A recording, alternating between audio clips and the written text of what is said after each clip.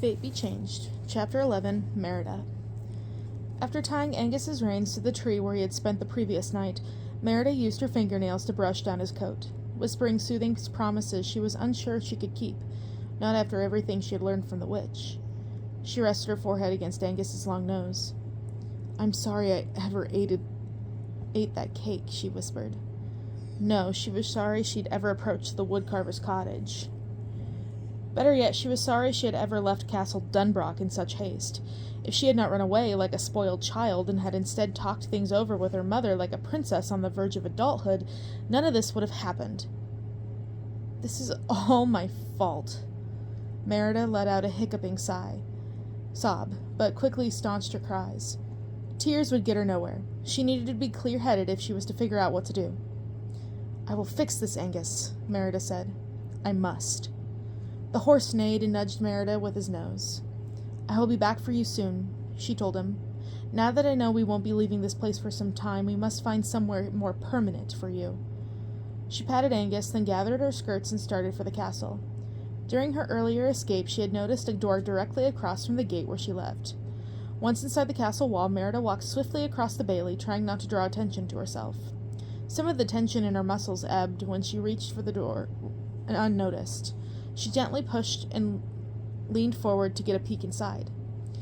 It was the chandlery, the room where all the candles used to illuminate the castles were made.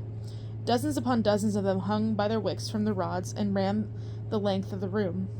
Merida quickly traversed the small room. She closed her eyes and tried to picture the layout of the castle as best she could recall from the short time she had been there. If she was not mistaken, the scullery would be next, and then the kitchens.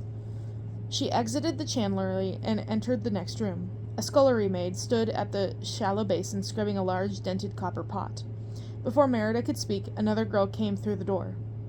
"Who goes there?" she asked. It was the girl who had come to the bedchamber to collect the chamber pot, the one with the ice-blue eyes. She had an elegant nose and was very, very pretty. Merida's heartbeat escalated. I am sorry I got lost," she answered. "You're the last Orla was seeing about last night," the girl said. "Yes, I am a guest of Princess Eleanor," Merida said.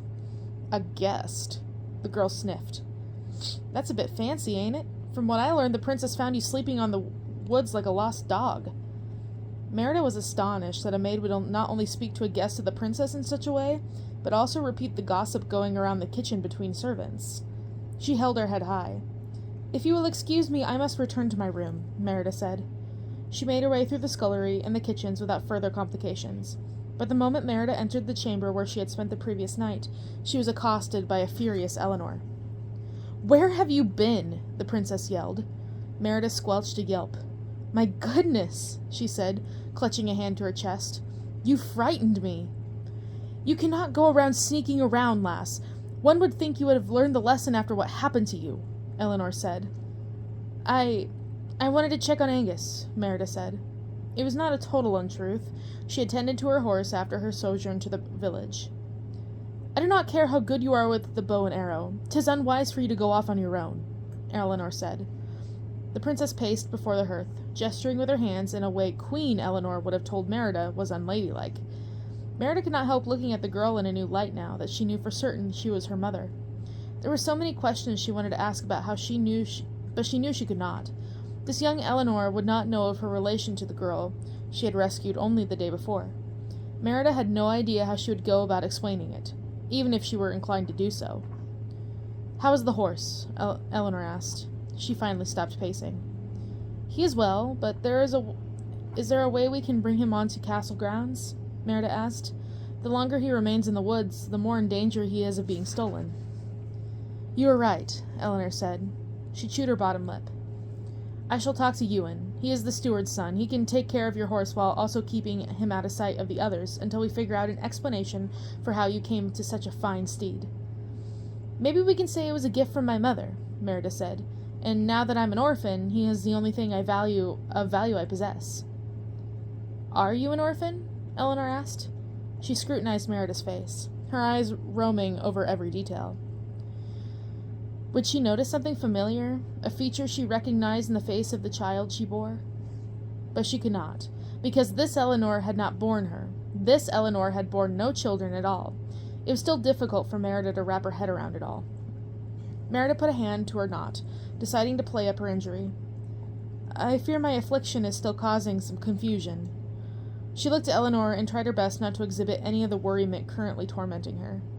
Try as she might, she would not suppress her trepidation. Eleanor's answer to her next question would make the difference in whether Merida was even afforded the chance to bring her parents together. Do you suppose I can remain at McCameron Castle for another night or two? She finally asked. Eleanor's head snapped back. You want to stay? Please, just until I am feeling more like myself, she said. The sudden excitement dancing in Eleanor's eyes came as a shock. The girl peered over her shoulder, toward the door. She crept over to it and peeked out into the corridor, then closed the door. She put a finger to her lips and took Merida by the hand. Merida followed her mother, Princess Eleanor, as she led her to the small bathing room that was connected to her chamber. Merida had taken note of the ingenious design when she first arrived. What are we doing in here? Merida whispered. I have a proposition for you, Eleanor said. She peered back into the room. Whatever she was about to ask Merida, it was clear she wanted no one to hear, not even the servants. I know that you are wanting to return to your homeland once you are well, but I would very much appreciate it if you would stay in McCameron Castle for some time, probably as long as a fortnight. Merida's mouth dropped open. You want me to stay? Eleanor nodded vigorously. Merida was unable to believe her good fortune. She had spent the entirety of her journey from the village trying to think of a way to get Princess Eleanor to allow her to stay at McCameron Castle.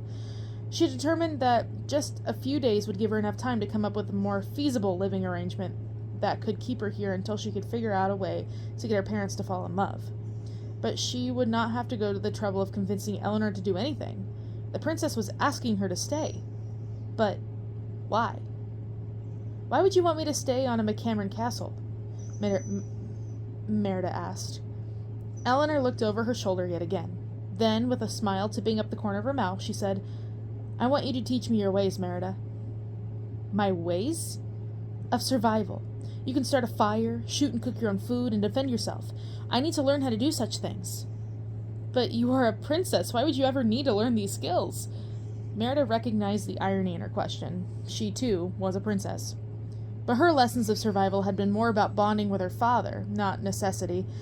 Princess Eleanor had an entire kingdom filled with warriors who would willingly lay down their lives to protect her. Merida could not think of a single scenario where Eleanor would need to use survival techniques. Her eyes still twinkling, Eleanor leaned in a whisper. She said, Because the Highland Games will soon be upon us, and I plan to escape this castle and my fate before they begin.